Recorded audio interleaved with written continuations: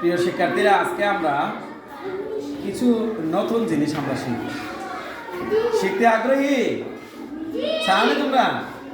আচ্ছা, আমরা দেখো বিভিন্ন অক্ষরের মধ্যে কিছু চিহ্ন আছে, এই চিহ্নগুলো আমরা জানি না। আজকে এই চিহ্নগুলো তোমরা শিখে নিবা। ওকে, দেখো এটাকে আমরা রস্বই বলি না? রস্বইর উপরে যে চিহ্ন আছে এটার নাম হলো চৈতন। এটার নাম কি? এরপরে দেখো এর এই যে জিনিসটা, এই বিন্দু, এটার নাম হলো আক্রি। এটার নাম কি?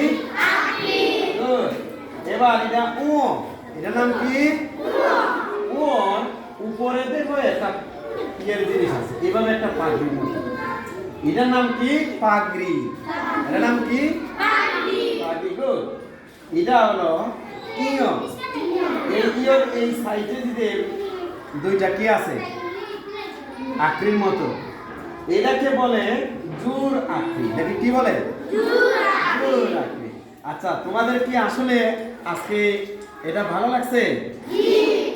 গুড, থ্যাংক ইউ সবাই।